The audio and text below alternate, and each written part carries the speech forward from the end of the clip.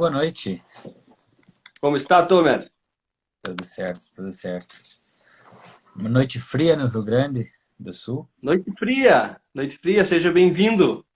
Como é que tá o clima por aí? Melhor? Bom demais. Aqui ainda não caiu a temperatura. As vacas estão esperando chegar aqui o Estou frio. esperando, estão ansiosas. Então, Que bom, Tomer. Te agradeço a tua disponibilidade, a tua presença aqui com a gente nessa noite e espero que a gente consiga trazer muito conhecimento aí para esse público que nos acompanha, né? Que a gente consiga agregar valor à vida e à rotina de quem está nos acompanhando aqui. Parabéns pelo teu trabalho, venho te acompanhando há um bom tempo, tá? Acredito que a gente precisa de mais pessoas assim que expõem o que sabe, que não esconde o jogo, né? E que faz questão de ensinar os outros. Eu tive a oportunidade de conversar algumas vezes pessoalmente contigo e eu vejo que tu se dedica bastante em repassar o que tu sabe, né? Em ter certeza que a pessoa aprendeu. Uma coisa é tu explicar uma coisa e deixar de lado, outra é tu realmente se preocupar com o aprendizado das pessoas. E eu acredito que essa é uma característica muito interessante tua aí. Parabéns! muito obrigado, igualmente. A gente tem que estar todo mundo na mesma missão aí de levar informação para o campo e hoje em dia a gente não tem mais aquele negócio de fala que um ingrediente melhora a imunidade ou um ingrediente melhora a reprodução e não dá mais informações. A gente tem que deixar claro, falar que dosagem que a pessoa pode estar utilizando, que fatores ela tem que considerar, que não existe receita de bolo que sirva para todo mundo, né? As pessoas precisarem entender as particularidades. Esse é um grande objetivo. Estamos tudo junto. Show, muito bom, muito bom. Pessoal, a gente está iniciando a live e eu sempre gosto de deixar essa mensagem. Tanto eu quanto o Tomer, a gente quer alcançar mais pessoas. Então, compartilhe essa live no canto inferior direito do seu aparelho. Vai ter um aviãozinho e você pode pegar para e espalhar essa nossa mensagem para vários conhecidos que você tiver aí na sua rede de contatos que vão se beneficiar dessa nossa prosa, dessa nossa conversa hoje sobre uma boa relação aí entre período de transição, hipocalcemia e imunidade de vacas. Ok? Então, se você tiver dúvidas também no decorrer da live, vai colocando aqui nesse balãozinho que tem um sinal de interrogação e a gente vai aos poucos aí trocando ideias e tirando as nossas dúvidas. Tomer, a gente tem um desafio legal hoje de falar sobre, eu acho que é um dos temas mais importantes que a gente dá para elencar, assim, se for contar na mão, eu acho que esse é um dos mais importantes que a pecuária leiteira tem, né? E que traz um reflexo muito grande para a propriedade que quer aumentar a sua escala de produção. Eu vejo que a gente não consegue aumentar a escala de produção sem produzir mais por vaca também, né? Claro que a gente pode colocar mais vacas por hectare, isso também é positivo, mas o produzir mais por vaca, por indivíduo, é um desafio que a gente precisa passar. E para que isso aconteça, a gente vê que o período de transição é decisivo, né? Dentro disso, a gente traz a hipocalcemia, a subclínica como uma grande vilã, né? E muitas vezes discretamente, causando muito prejuízo e balançando bastante o sistema imune das vacas, né? O objetivo nosso hoje é desvendar um pouco mais e capturar essas tuas dicas para que a gente e as propriedades que a gente acompanha, ou dos produtores que estão aqui, vão estar na live, que eles consigam se ferramentar para vencer esses obstáculos aí, ou minimizar possíveis perdas que esse problema nos traz. Tomer, te apresenta, por favor, e em seguida a gente já entra no assunto técnico aí. Show de bola, Rodrigo. Obrigado pela introdução. É realmente um tema extremamente importante. Agora que a gente tem visto uma mudança um pouco do jeito que a gente fala de período de transição, porque por muito tempo, eu lembro que os trabalhos lá, desde do início dos anos 90, falava assim, ó, o período de transição é importante e é um período negligenciado. O produtor tem que ter mais atenção. E o tempo foi passando. Os anos 2000 era a mesma história. Ó, o período de transição é importante, está sendo negligenciado. E aí, quando a gente passou de 2010, começou a vir uma cascata tão grande de experimentos mostrando o impacto que tem um período de transição bem feito, que agora que as coisas estão começando a falar assim, ó, realmente, o período não está mais sendo negligenciado, quem viu a importância não volta atrás, e eu vi muito disso na prática, sabe? Tive a oportunidade de trabalhar um tempo em Israel, e aí eu sempre comento que quando eu trabalhava lá, recebia muitas visitas no, no galpão de vacas em lactação, e muitos queriam entender qual que é o segredo que lá tem a maior média de vaca de leite por lactação no mundo. Não tem nenhum lugar no mundo que se produza mais por vaca ano que lá. E muita gente que olhava a dieta, olhava os animais, falava assim, qual que é o segredo? É genética? É a dieta? Me passa aí qual que é a receita deles. Aí a gente já tinha impresso a formulação do dia. O pessoal olhava, falava, mas não tem nada de muito misterioso aqui. Eu falava assim, vamos lá ver o pré-parto? Aí o pessoal falava, não, isso aí não precisa. Eu falava, mas estava lá o segredo? Então, assim, agora que as pessoas já realmente estão falando assim, vamos fazer um período de transição bem feito, é ali que a glândula mamária está sendo preparada para a próxima lactação. Então, num comparativo aí, não adianta tu visitar uma montadora de carro, ela fazer de qualquer jeito um carro, depois tu falar, não, eu vou usar o melhor combustível, eu vou usar o melhor óleo. Se o carro foi mal montado, o desempenho vai ser ruim. Então, o período de transição, interpretem assim, você está montando a glândula mamária para aquela lactação. Então, realmente muito importante.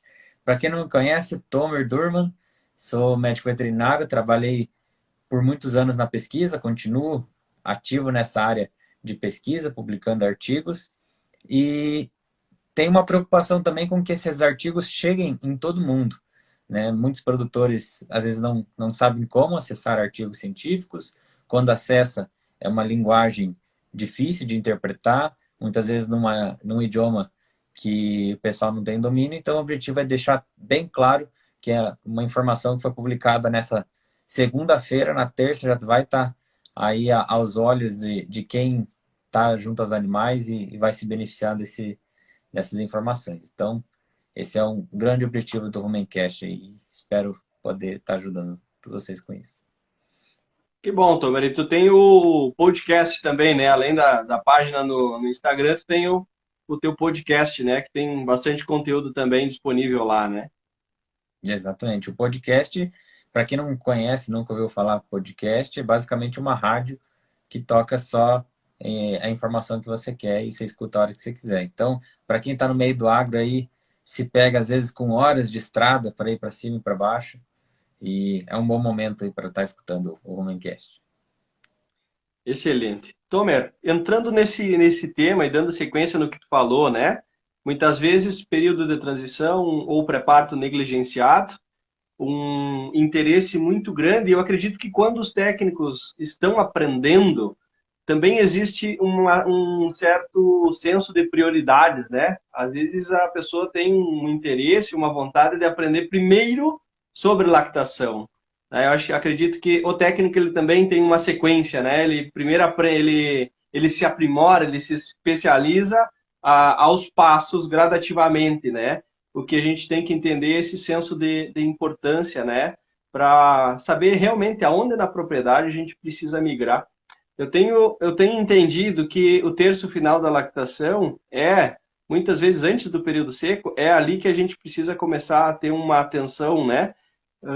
Visando prevenção e rebuscar ajustes que vão refletir na próxima lactação, né? Então, não só no relacionado também à escória de condição corporal, né? Saúde de casco, saúde de glândula mamária também, né? No terço final fazer o check-up pensando já na secagem, né? Tu tem visto, Tomer, uma evolução nesse sentido em propriedades de médio número de animais também? Como que tu tem visto num cenário geral?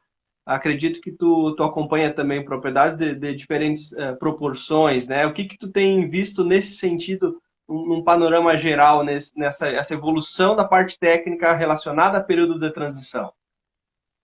Não, muito bem colocado. Tem propriedade de todos os tamanhos que eu já visitei e a resposta é unânime. Quando se faz uma boa divisão de lotes, no caso das lactações, para você conseguir priorizar animais de terço inicial ali de lactação e num terço final conseguir já encaminhar ele para um período seco, de repente sem fazer a vaca ganhar peso e deixando ela no score de condição corporal favorável para a secagem, fazer uma secagem bem feita, porque muitas das mastites da próxima lactação vêm de uma secagem mal feita.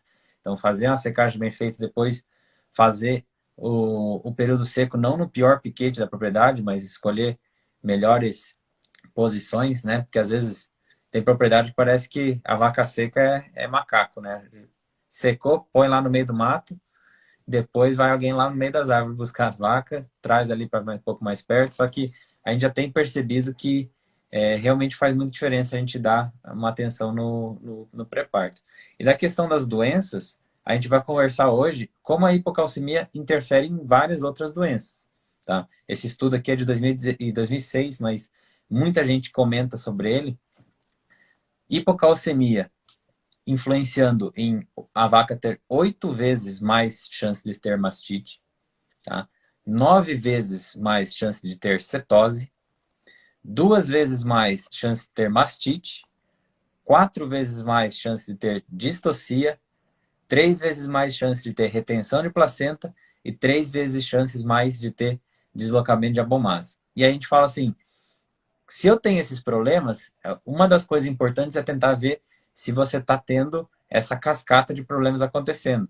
Porque às vezes se você fala assim, meu problema é deslocamento de abomase e cetose, então eu vou focar minha atenção aqui para tentar fazer uma cirurgia o mais rápido possível quando acontecer e ficar atento a isso. Às vezes o teu problema está um pouquinho atrás. Tá?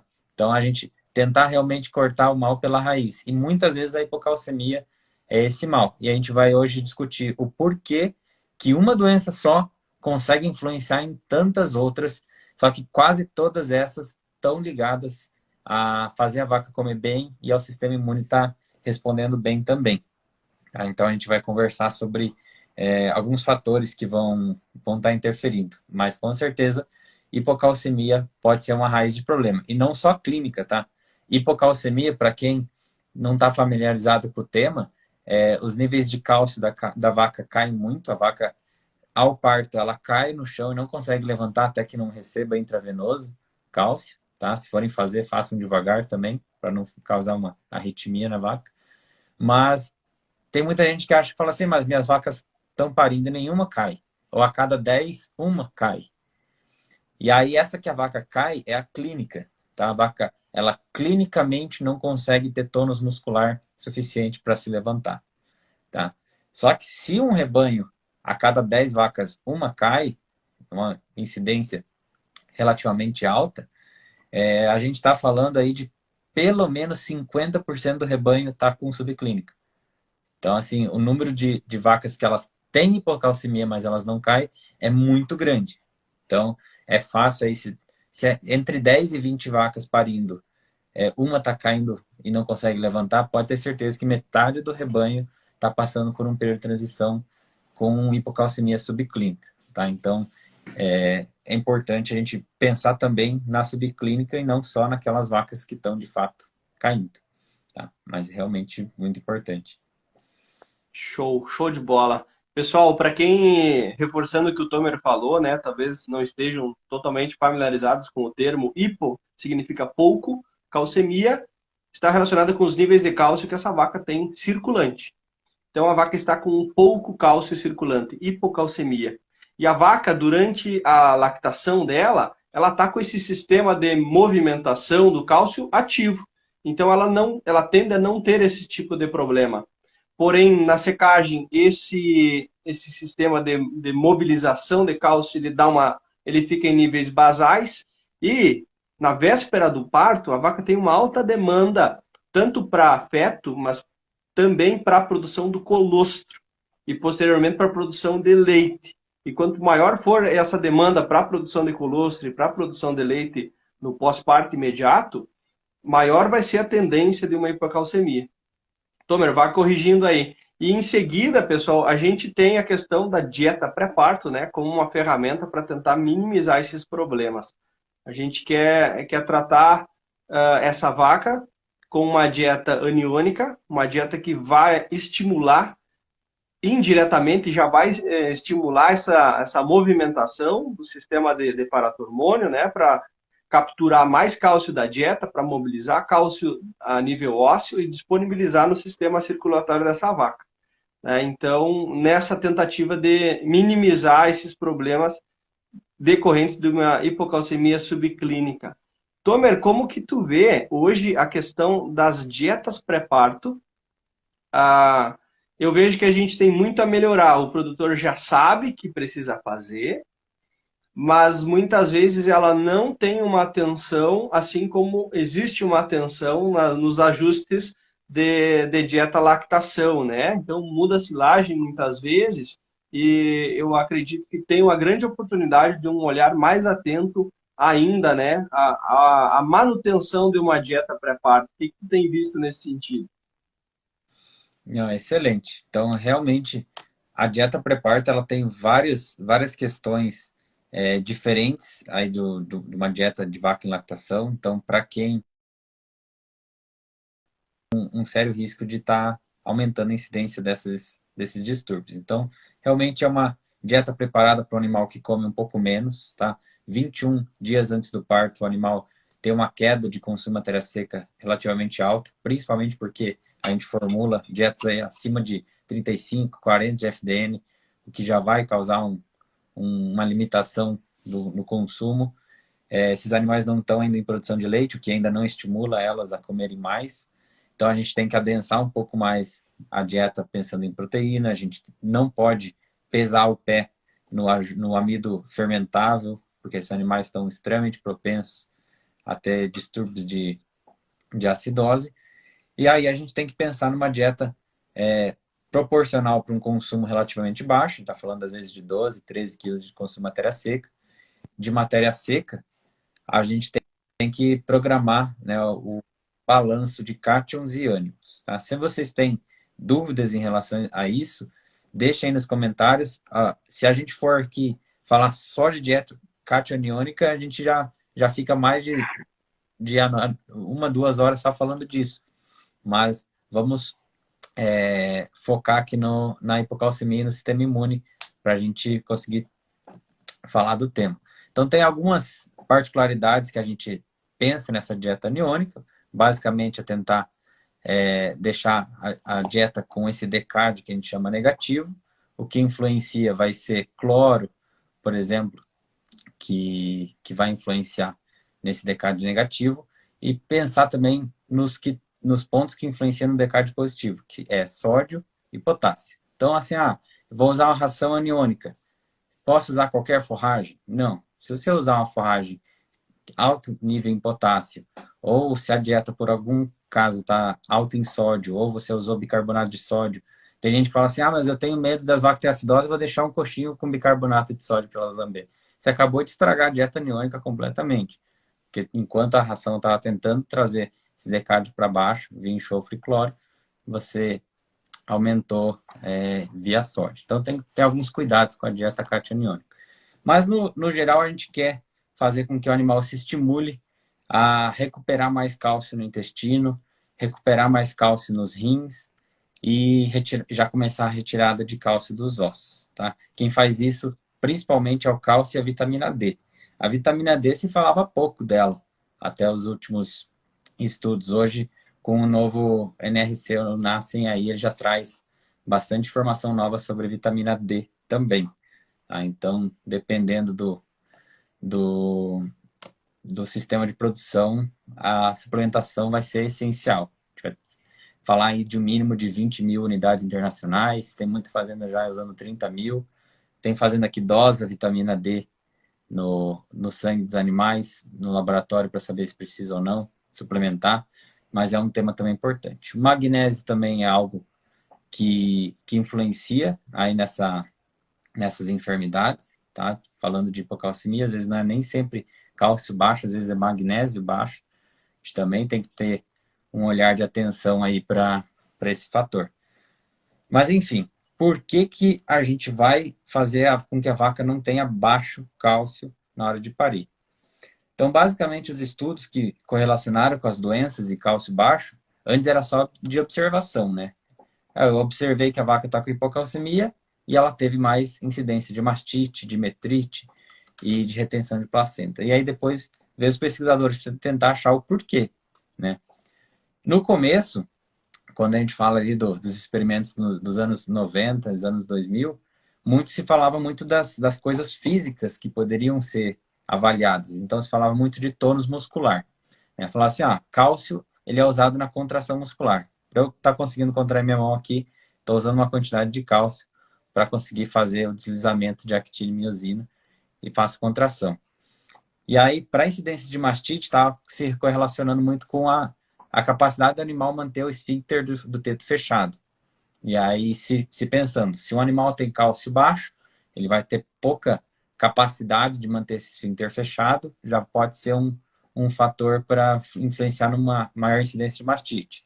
Sim, no caso da, pensava, o animal tem cálcio baixo, então, para eliminar essa placenta, para contrair o útero e pôr para fora, também vai faltar cálcio, pode influenciar.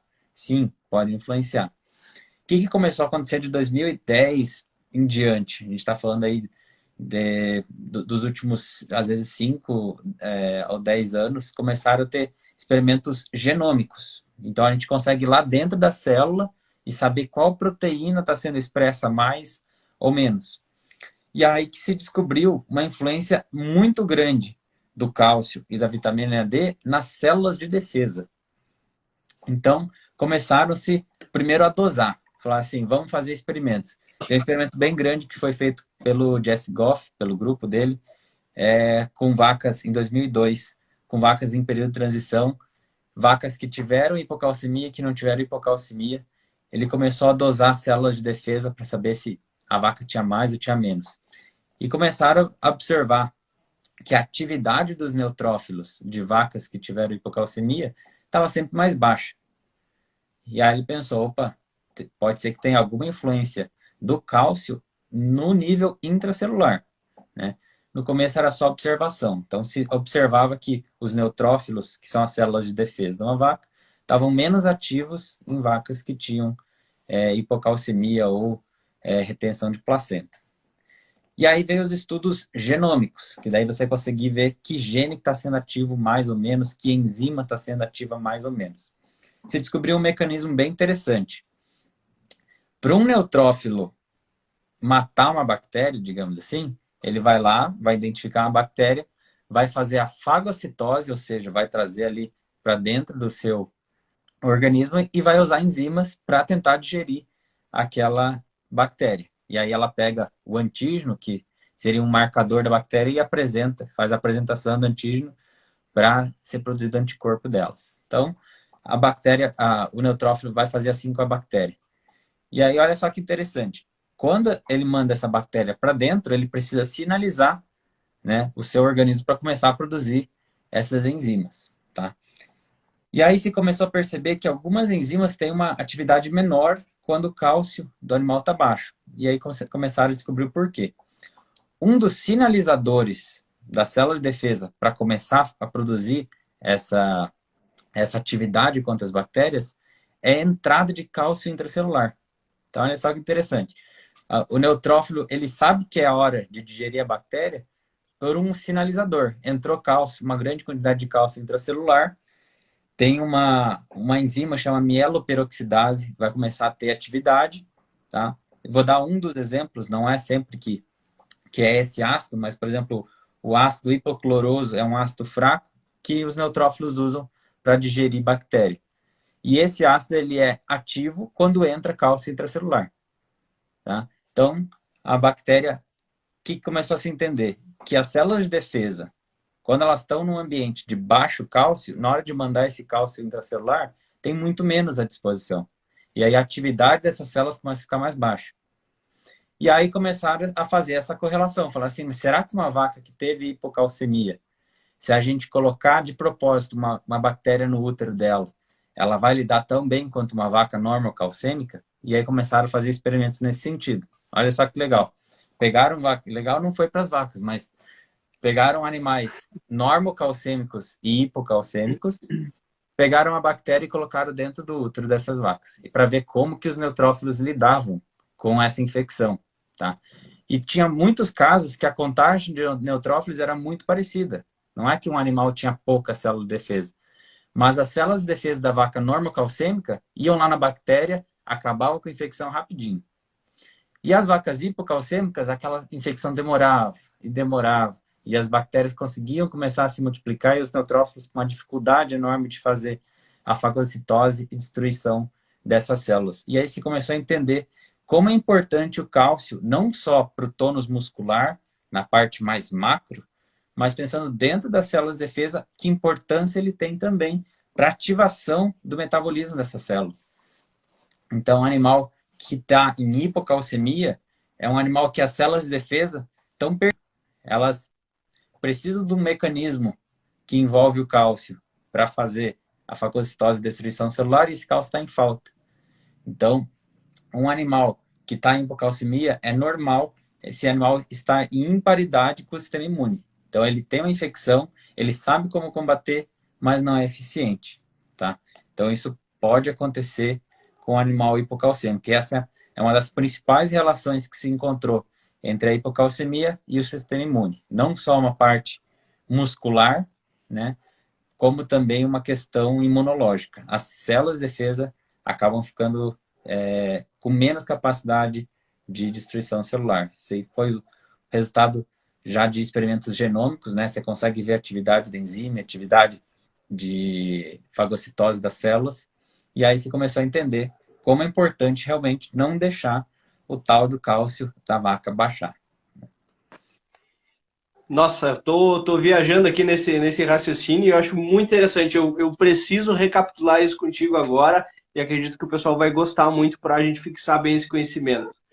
Pessoal, aproveitando aqui, ó, mais uma dica. Se você está gostando da nossa conversa, compartilhe essa live, por favor. Isso vai ajudar tanto o Rodrigo quanto o Tomer, tá? Clique aqui nesse aviãozinho embaixo, no canto inferior direito do seu aparelho e encaminha para pessoas que têm afinidade com a pecuária leiteira. A gente vai... Acho que a gente entrou no coração do nosso tema agora e a gente vai recapitular, desmembrar alguns pontos e em seguida a gente vai responder perguntas também, tá? Então, nos ajuda compartilhando essa live. Aqui tem um balãozinho com um sinal de interrogação. Se tu tiver dúvida, coloca aqui, porque nos comentários a gente acaba perdendo a tua dúvida, tá bom? Se você quiser adicionar um comentário sobre a live aí também, vai colocando as tuas opiniões aí, dialogando com a turma, que isso é importante também. O Tomer passou por um caminho bastante extenso aí, iniciando, né, falando, Tomer, sobre a hipocalcemia com um impacto a nível muscular, né, inicialmente. Então, uma visão totalmente inicial, pensando em musculatura, né, e isso tem relação na hipocalcemia clínica a ponto da vaca não conseguir ficar em pé, que é a hipocalcemia que todo mundo conhece. Falando também em seguida da hipocalcemia subclínica, que muitas vezes ela passa desapercebida na prática pelos produtores, né? Então, e que é a maior incidência, né, Tamara? A maior incidência é a hipocalcemia subclínica, aonde muitas vezes a gente vê uma vaca que está com mais lentidão, a vaca ela acessa menos o coxo, essa vaca talvez ela se desloca menos, ela pasteja menos se ela estiver na pastagem. O Tomer comentou que é uma vaca que tende a ficar mais tempo com o esfíncter do teto aberto, e a gente sabe que o esfíncter do teto também é uma estrutura que ela fecha muscularmente, né? Ela tem um músculo para fechar, e se eu tenho baixo nível de cálcio, a tendência é fechar, demorar mais para fechar, ou às vezes nem fechar, né, Tomer, em algumas situações. Tomer comentou também, e tem uma relação direta, agora lembrando, Tomer, sobre a involução uterina.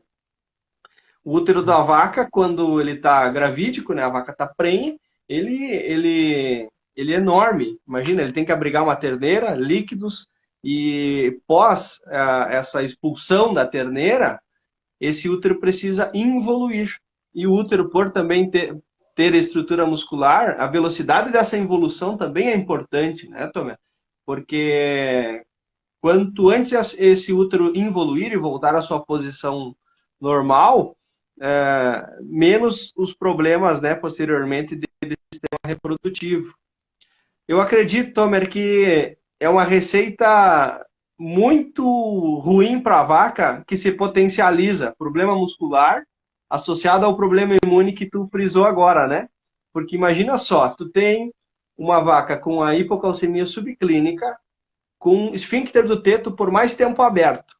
E ao mesmo tempo, tu tem células de defesa com menor capacidade e velocidade de deslocamento, né? Menor capacidade de sinalizar, o sistema imune com dificuldade de sinalizar esse problema. E além disso, dificuldade do sistema imune em fagocitar, né? Em engolfar e destruir o antígeno. Pode ser uma bactéria, por exemplo, né? Pessoal, a fagocitose que o Tomer comentou é a célula de defesa da vaca. Ela tem uma estrutura que ela vai englobar o antígeno, né? O agente potencialmente infeccioso que adentrou no organismo da vaca. Ele vai engolfar, vai abraçar, né? Vai envolver e posteriormente ele vai digerir, vai tentar destruir. Então a hipocalcemia, pelo que o Tomer falou, ela vai dificultar, né, essa sinalização, a identificação disso, vai dificultar esse processo de captura e de morte, né, de destruição, Tomer. Seria esse termo que a gente pode tratar? É igual a gente come coisas e digere, a célula de defesa faz exatamente o mesmo, só que o prato principal aí da célula de defesa é a bactéria. E tem um segundo ponto, Rodrigo, que influencia muito também na atividade do sistema imune, que está muito envolvido com a hipocalcemia, que é um hormônio que ele foi extremamente estudado em suínos até os anos 90, e mais recentemente as vacas têm ganhado mais atenção nesse sentido, que é o tal do cortisol. Esse é um hormônio que atrapalha praticamente tudo na vaca, tá? E aí, quando a vaca está em situações de período de transição com algum distúrbio, seja ele retenção de placenta, seja ele hipocalcemia, esse hormônio ele está muito ligado ao estresse, tá? Então, da vaca, se a vaca está passando calor, ele expressa mais. Se a vaca está passando fome, ele expressa mais. E esse hormônio também atrapalha a maturação de células de defesa. Então, a gente tem um fator extra aí, né, na receita da imunidade baixa de uma vaca no período de transição. Ela pode estar passando por um problema de hipocalcemia, e se ela estiver passando por qualquer estresse, e estresse são vários tipos de estresse. Entenda estresse como estresse o térmico, que todo mundo lembra, a vaca passar calor. Estresse nutricional, isso acontece muito quando tu mistura primípara e multípara, e a primípara não tem muito acesso ao coxo, tá? É aquela novilha que fica um pouco para trás, ou as vacas menores que não acessam muito o coxo. Estresse sanitário, que são vacas que estavam com ou carrapato no período de transição, ou estavam com alguma doença circulante, que seja, qualquer doença que tenha influência aí no sistema imune do animal. Outra questão, estresse ambiental, né? Você manter o animal num ambiente limpo te ajuda muito. O estresse social também é importante. Acho que foi a primeira conversa, né? Conversaram com o professor Marcelo, o quanto que é importante Sim. fazer as coisas no ritmo da vaca, não estressar a vaca, não ser agressivo com a vaca. Esse estresse social também libera cortisol e ele também atrapalha o sistema imune. Então, assim, se você tem uma vaca com hipocalcemia, seja ela clínica ou subclínica, e ela está passando por todos esses estresses, pode ter certeza que é uma vaca que provavelmente vai ter uma mastite, provavelmente vai ter uma metrite. Então, a sequência de doenças que pode acontecer nessa vaca é muito grande. Então, a gente tem que identificar, sim, vacas com hipocalcemia e tentar aí reduzir o máximo esses estresses. Então, isso vai ajudar também muito a vaca tá respondendo melhor, né? Tem um ponto aqui, Tomer, que eu acho que seria claro para todo mundo e vai correlacionar o cortisol com o sistema imune. Dá para a gente comentar isso sobre o fato do evento do parto, né? A terneira, um passo que desencadeia o parto é a liberação de cortisol pela terneira, né? Que está lá no útero da vaca, pelo feto. E ele libera cortisol, que é o hormônio de estresse para a vaca, e a vaca ela interpreta a placenta como um corpo estranho, né? E aí a gente tem também uma correlação muito forte, né, Tomer, com o sistema imune, com a retenção da placenta, né? porque a gente acaba tendo um processo inflamatório muitas vezes insuficiente ou incompleto, né, onde algumas das ligações entre vaca e placenta acabam ficando justas, né, elas não se soltam, né. O que tu tem para comentar mais para o pessoal entender bem esse ponto, porque eu acredito que um dos sinais principais que a gente vê tanto de identificar o problema da hipocalcemia quanto da resolução dele, o que é mais visível é redução da incidência, né? É mais prático, eu acho, é mais visual. Muitas vezes as propriedades é o primeiro que o produtor relata, né? Ó, reduziu ou acabaram as retenções, ou esse ano não tive retenção da placenta. Isso é um ponto bem importante para elucidar. Claro que ela tem vários outros motivos, né, para ter retenção, mas acredito que esse é um dos importantes motivos, né, Tomé? Com certeza. Antigamente se pensava que era só um problema de contração. A vaca não está conseguindo contrair direito e levar isso adiante. Tem um experimento muito interessante também do Jess Goff, de 2002, que ele avaliou 150 vacas que pariram e viram que 20 delas tiveram retenção de placenta. E aí ele analisou o que essas 20 vacas tiveram de diferente das outras. Uma das coisas bem importantes que ele notou, tem um sinalizador inflamatório que se chama interleucina 8, que ele percebeu que nessas 20 vacas estava muito abaixo do que das outras vacas, que não tiveram retenção. E eles começaram a interpretar esse como um sinalizador que justamente fala o que tu falou. Sinalizar para a vaca, ó, essa placenta aqui não pertence aqui, vamos jogar para fora. E eles começaram a perceber que as vacas que tinham retenção tinham baixa sinalização de que aquilo era um corpo estranho. E não era um problema de contração.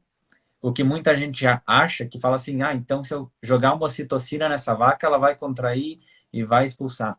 Você não vai expulsar e às vezes você vai causar a mesma inflamação de que tentar fazer uma remoção manual, que também não é recomendado. Então a vaca reteve a placenta, posso ali enrolar em alguma coisa e puxar?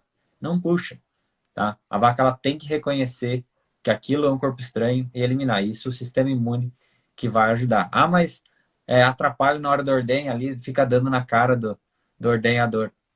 A gente que tá ali na sala de ordenha sabe quanto atrapalha. Você pode cortar uma parte que está ali pendurada, mas nunca arrancar, tá? Então, deixa que o sistema imune reconheça aquilo como estranho e aí vai eliminar, tá? Mas realmente a relação da retenção de placenta é muito ligada à imunidade das vacas. Quando você começa a fazer um pré-parto com uma dieta mais focada em imunonutrição, que aí a gente está falando de maior carga de minerais orgânicos, maior carga de vitaminas, proteína ajustada, é um animal que um dos primeiros relatos vai ser assim, nossa, agora está sendo muito difícil de ver uma retenção de placenta. Então isso realmente acontece porque a imunidade dos animais começa a aumentar. A gente tem visto na prática, eu acompanho várias fazendas que a gente aumentou os níveis de antioxidantes dos animais desde o início do período seco, e uma das primeiras coisas que relatam falar assim, retenção de placenta é um negócio que ficou no passado, realmente não acontece mais. Então, realmente, de focar em vitamina E, vitamina A e selênio, tem sido um dos melhores caminhos que, pelo menos nas fazendas que eu visito, tem tido os melhores resultados, pensando em melhora da imunidade, né? Tenho gostado muito desse resultado. Show de bola. Vamos para algumas perguntas aqui. Aqui tem uma pergunta da Karina. Ordenhar o colostro em menor quantidade pode auxiliar na prevenção da hipocalcemia? Ótima pergunta, Karina. Tem bastante gente que sempre pergunta sobre a ordenha incompleta, se isso pode ajudar. Que muita gente pensa assim, se boa parte do cálcio está saindo via colostro, será que se eu ordenhar menos a vaca, isso vai ajudar? É verdade que tem sim muitos experimentos com isso, eu vou até posto nos stories, marco o Rodrigo para compartilhar com todo mundo os experimentos que avaliaram isso. E da maioria desses experimentos fazendo ordenhas incompletas, você tinha mais malefício voltado à incidência de mastite, por deixar leite residual, do que algum benefício relacionado à hipocalcemia. Se viu nesses experimentos que você deixar a vaca com ordenha incompleta, você não resolve o problema de hipocalcemia, mas você pode trazer um problema extra de mastite. Então, hoje, via experimentos, via pesquisa, a resposta é que a ordenha tem que ser completa mesmo e você resolve o problema de hipocalcemia via dieta. Show de bola. Vamos ver aqui, tem mais perguntas aqui. O Hermes pergunta sobre pH urinário, né? O que tem identificado como um bom pH urinário? Tem utilizado esse parâmetro? O que tu observa, Tomer? Tua opinião sobre a questão de pH urinário para identificar a eficácia de dieta aniônica? Bom demais. Então, assim, para lembrar todo mundo que uma dieta aniônica, ela envolve também a forragem, tá? Tem muita gente que acha que dieta aniônica é só usar uma ração ou um sal aniônico. E não é, tá? Você tem que considerar, sim, analisar a pastagem para ver o nível de potássio, principalmente, tá? Então, assim, tem bastante gente que fala assim, eu testei uma ração comercial aí, aniônica, não gostei do resultado porque eu mensurei o pH urinário. Então, muito importante saber se o problema está realmente no concentrado ou se o problema está na forragem. Mas, enfim, recomendações técnicas. Essa é uma recomendação que eu escutei do Jess Goff, que é um dos pesquisadores que mais estuda hipocalcemia, e concordo com a visão dele. pH urinário acima de 7,5, considerado como uma acidificação insuficiente, tá? De 7,5 a 7, você está tendo algum benefício marginal, mas não um benefício completo com esse tipo de estratégia. De 6 a 7, você está tendo uma boa acidificação, tá? De 5,5 a 6, você já está possivelmente excedendo a acidificação. E de 5,5 para baixo, a vaca está em perigo, tá? Então, a gente tem que dosar bem a mão para saber se a gente está super acidificando o pH sanguíneo do animal e, consequentemente, urinário, e se a gente está tendo algum benefício com isso ou não. Essa acaba sendo uma ferramenta. Tem muitas partes do manejo que influenciam nisso, tá? Então, tem que ser um manejo que os animais recebam essa alimentação em horas iguais durante todos os dias, porque se um dia esqueceram de fazer o trato lá das vacas pré-parto, fizeram o trato bem depois, e aí a pessoa que foi coletar a urina coletou num horário que ela achava que seria o ótimo e não é, aí a gente pode ter problema. 4 a 6 horas após a alimentação é o ideal de se fazer isso, tá? Quero coletar o pH urinário? Mais ou menos isso, de 4 a 6 horas após a alimentação. Se cada dia fazendo, escolhe o horário que vai fazer, é muito difícil de pegar as mudanças que você quer. 24 horas consumindo dieta aniônica é muito pouco, tá? Então, às vezes, fala assim, essa vaca que começou a comer quando? Começou a comer ontem. Vou coletar pH urinário. Não é a hora ainda, tá? O ideal é esperar de 3 a 4 dias que o animal já está comendo e provavelmente já teve essa acidificação de pH sanguíneo e, consequentemente, urinário. Então, o que acontece muito é problema de interpretação. O pessoal sai coletando de todas as vacas, tá? Eu particularmente não gosto de colocar todas as vacas no canzil e ficar estimulando para o animal urinar. Eu simplesmente chego no local, os animais vão levantar, quem urinou, urinou, quem não urinou, eu não estimulo, tá? E aos poucos você vai conseguindo pegar os dados e saber. Nunca fazer média, tá? Se tem uma vaca que está com pH 8 e uma que está com pH 5,5, e tu fizer uma média lá e falar, não, na média tá pH 6, gostei do resultado. Isso não é bom, tá? Você tem que ter maior parte dos animais dentro da faixa ótima. Se você tem alguns animais acima, provavelmente eles não estão tendo acesso à comida. Isso acontece quando você superlota um barracão pré-parto. Umas vacas ficam bem para trás, as da frente fazem seleção de concentrado, sobra só aquela palhada que a vaca de trás chega, só consegue comer um pouco da palha e aí não acidifica o pH sanguíneo dessa vaca. E se uma vaca tem um pH muito, muito baixo, provavelmente é aquela dominante que chegou primeiro e comeu boa parte do concentrado das outras. Tá? Então, eu gosto sim desse índice, mas ele tem que ser bem usado, tá? E nunca média. Muito bom. Aqui tem uma pergunta do Luiz quanto a puxar, né? Uma professora falou sobre puxar a placenta caso a retenção durasse por mais de uma semana. Então, Luiz, a recomendação de puxar, de não puxar, é porque se o animal está tendo ali uma retenção por não estar tendo reconhecimento de expulsão, provavelmente puxar a placenta vai fazer uma lesão ali no útero do animal que pode levar a uma metrite. Tá? Então, às vezes você tinha um problema, agora você vai ter dois. Isso acontece muito de vaca que tem retenção e que foi tracionado, acaba tendo metrite por lesão de epitélio. Se ela tinha ali uma ou outra bactéria presente, ela pode causar uma infecção. Então, realmente, a recomendação é manter aquele ambiente ali da vulva, da placenta, mais limpo possível até que o animal elimine. Mas a grande maioria esmagadora de retenções que eu tenho visto, entre 8 10 dias no máximo, esse animal vai eliminar essa placenta. Vi pouquíssimos casos que precisou tracionar porque não ia eliminar. Eu, particularmente nas fazendas que eu tenho visto, as retenções, as vacas conseguem eliminar. O importante é tentar manter limpo para realmente não causar uma metrite. E nem Muito bom. ocitocina, tá? Não recomendo também fazer ocitocina porque você vai fazer como se fosse uma tração sem tracionar. Porque o útero vai ficar tentando contrair aquilo para fora e vai causar uma lesão uterina. Beleza. Aqui tem a pergunta da Tati sobre a utilização de cálcio embaixo do couro. Como tu tem visto essas alternativas aí, Tomer? O que dá para a gente dizer que funciona, não funciona, né? Em termos de tentar buscar o que foi perdido em manejo ou uma dieta aniônica que não funcionou, né? O que tu tem observado? Bom, do que eu tenho observado, tanto via pesquisa quanto via campo, tá? É que a única estratégia que tem se mostrado que funciona em alguns casos é o bolos, tá? Você pode fazer um bolos de cálcio, ele vai liberar cálcio dentro do rumen de forma lenta, mas a aplicação subcutânea, pelo menos via pesquisa, não tem evidências que isso tenha funcionado.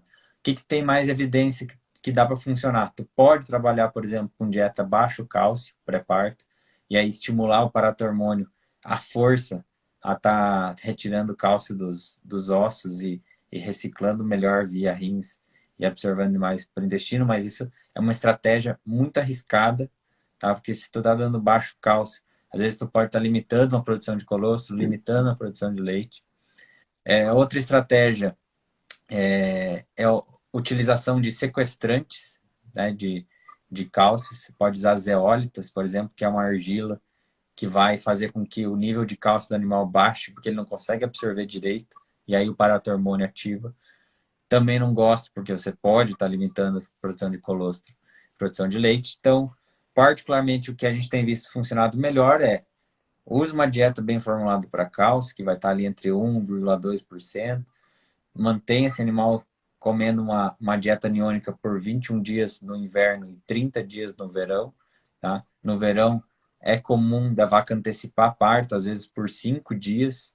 Então, se tu fez por os últimos 30 dias no verão e a vaca antecipou 5, tu deu ali próximo dos 21, fica tranquilo. Não é recomendado usar no período seco inteiro. Então, a vaca secou, eu já posso pôr na dieta aniônica? Não é recomendado. Também essa vaca provavelmente pode ter restrição de consumo de matéria seca. Então, deixa ali para os últimos 30, 21 dias uma dieta aniônica. Analisa a forragem para potássio. Tu vai se surpreender com o resultado. Tá? Não vai por resultado de biblioteca, não vai por resultado do vizinho. Analisa que vale a pena. Às vezes tu vai pegar uma forragem que tem alto potássio, às vezes trocando para uma outra fonte, uma palhada que seja, para diluir ali uma forragem que está trazendo um malefício, já vai te dar a solução. E tira o bicarbonato dos coxinhos do pré-parto, pelo amor de Deus. Acesso à sal lactação também, a gente vê que é algo que às vezes acontece, né? Saleiro, né? Com sal lactação ou sal para novilhas, né? Porque muitas vezes a gente ainda vê bastante lote misto, né? Entre novilha, vaca seca e vaca pré-parto, onde o produtor só diferencia lá no canzil na hora de tratar a vaca pré-parto, né? Então, esse é um ponto que pode ter erro também, né? Tem uma pergunta aqui sobre se estimular a micção da vaca pode interferir no pH da urina, né?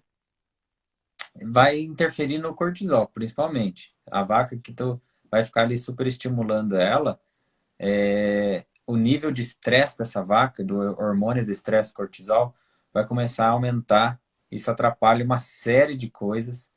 Então, realmente, eu particularmente, então, abrindo aspas, minha opinião, fecha aspas, não gosto da tal da estimulação do animal urinar. Se for para ficar com uma coleta a menos, que fique, mas não estressa as vacas estão num momento ali extremamente particular, próximo do parto, não é hora de fazer deita, levanta, tranca a vaca, molha pé, fica estimulando. Eu particularmente não gosto.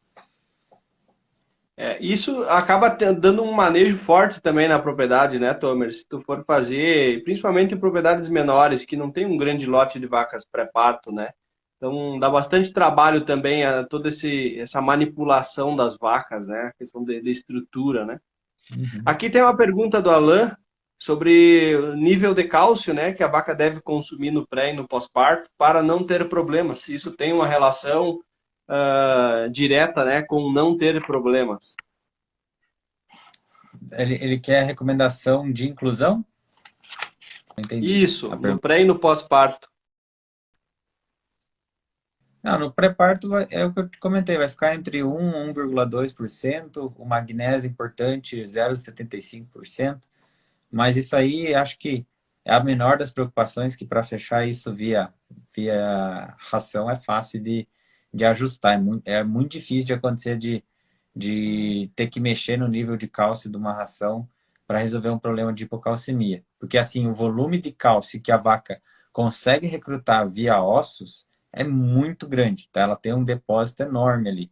Então, eu consegui fazer isso via vitamina D, tá? Conseguir fazer isso via cálcio, já vai ser muito mais eficiente, às vezes, do que colocar 10, 20 gramas a mais de cálcio na dieta de uma vaca. Mas a vaca vai estar comendo aí próximo de 30 gramas de cálcio por dia. Então, via colostra, ela vai perder algo, acho que em torno de 2 gramas, e aí vai ter perda fecal, perda urinária, mas no geral é relativamente fácil de ajustar. Na produção de leite na lactação vai variar muito conforme a produção.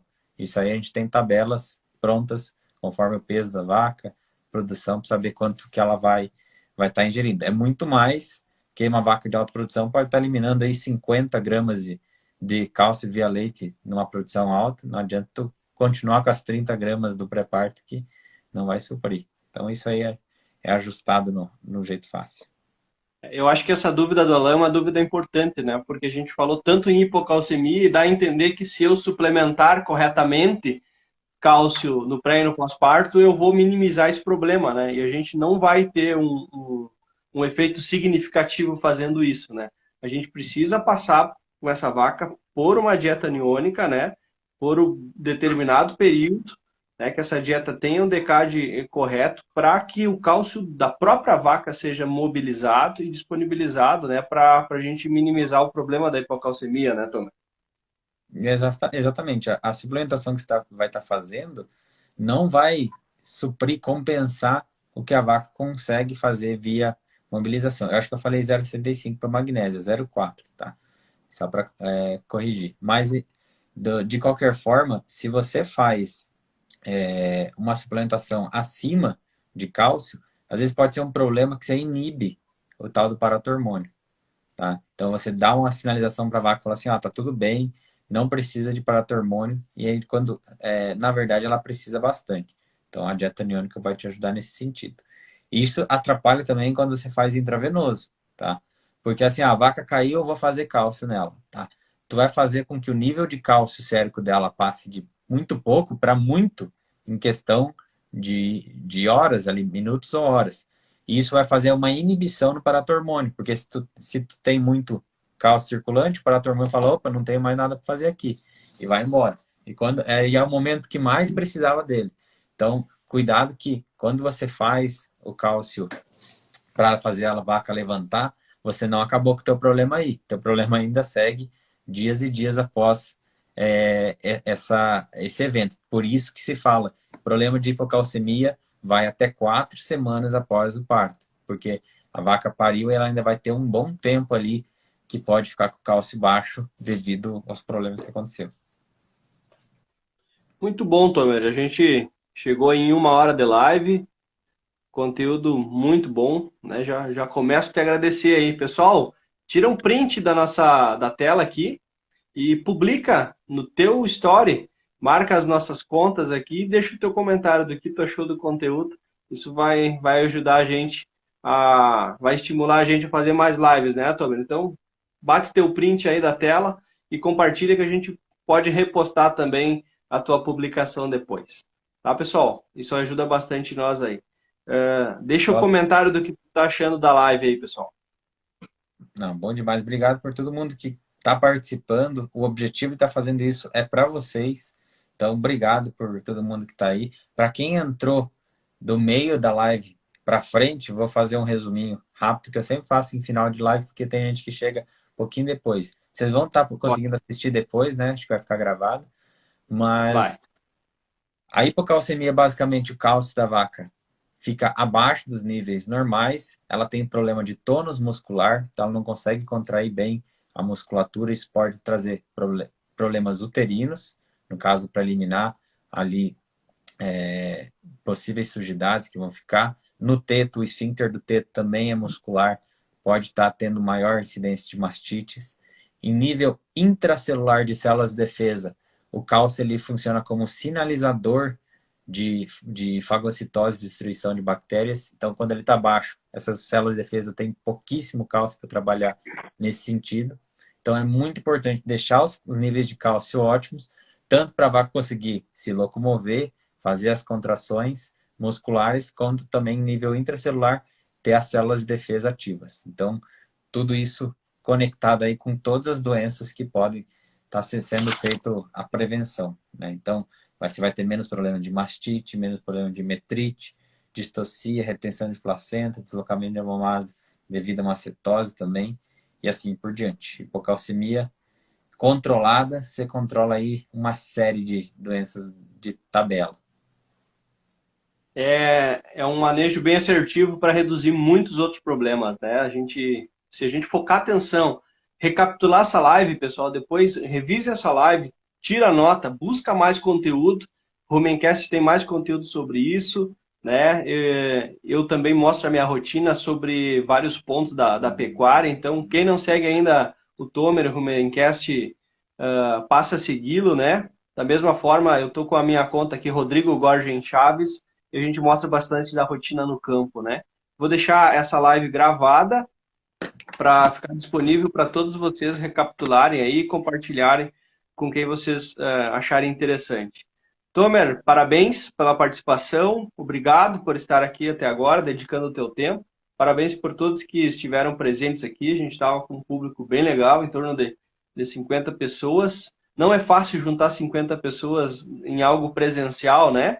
E virtualmente, devido a tanta tentação que existe no celular, né? Tu ficar conectado é porque tu realmente está interessado e tu quer aprender. E a pecuária conta com cada um de vocês que aprendeu, né? Que começou a germinar uma semente para a gente potencializar as melhorias no período de transição, né? Aprender mais para ajudar mais pessoas e ter melhores resultados. Com isso, a nossa pecuária vai evoluir sempre. Tomer, muito obrigado. Essa foi a terceira live da semana Base Leite. Lembrando que amanhã a gente ainda tem live com o Wagner Beskov. Olha só, Tomer, a gente vai falar sobre volume de sólidos. A gente vai falar sobre como a propriedade que trabalha com base pasto, que estratégias ela pode tomar, né, para produzir mais volume de sólidos. Entregar mais volume de sólidos. Então, desafio grande aí na nutrição e bastante técnico, vai ser um assunto muito bom. Então, não perde você que está nos acompanhando até agora. E na sexta, a gente vai falar com o Eduardo Valias, vamos falar sobre soft skills, vamos falar sobre pessoas, sobre posicionamento de pessoas, né, sobre equilíbrio emocional, porque todos os resultados, eles derivam de pessoas, né, Tomer? E a gente precisa estar bem equilibrado, bem posicionado. E a gente vai falar muito sobre isso na sexta. Vai ser um tema que eu acho que vai ser bem interessante também. Olha, para a gente encerrar, vou trazer um artigo que a gente comentou aqui, ver se vocês conseguem acompanhar aí na tela. Esse trabalho aqui, ele viu o efeito de uma ordenha completa, que são os pontos pretos, e uma ordenha parcial, que foram os pontos brancos. Ou seja, nos pretos a vaca foi ordenhada o colostro completamente, e o outro foi parcial para tentar fazer uma resolução de hipocalcemia. Aqui está o nível de cálcio. Uma ordenha completa ou incompleta não vai ser isso que vai resolver. Então não é que a ordenha foi incompleta, a vaca vai ter mais cálcio. O cálcio foi igual, tá? Não importa se ordenhou parcialmente ou totalmente. Então, realmente, quer resolver hipocalcemia é via dieta, é via manejo. Tá? Show. Até porque o cálcio que já está disponibilizado no colostro, ele tem, Tomer, a capacidade de retornar para a circulação da vaca? A vaca vai ter menos estímulos de produzir mais. Então, se Tá. tu deixa um pouquinho lá, as células vão falar assim, opa, eu tenho que produzir menos. E aí vai recrutar menos cálcio. Mas Pensando nas ordenhas, na ordenha subsequente, na próxima. reabsorção de leite por não ordenha pode acontecer, mas o maior estímulo vai ser nas próximas ter menos leite. E a gente, obviamente, quer mais leite no tanque. Show de bola. Tomer, mais uma vez, muito obrigado. E que a gente consiga conversar mais e que eu consiga aprender mais contigo e com as postagens que tu traz pra gente aí, tá bom? Forte abraço, obrigado por ter participado, foi muito bom tê-lo aqui conosco. Tá bom? Valeu, Um abraço para todos que estiveram até agora presentes aí. Boa noite. Tchau, tchau. boa noite.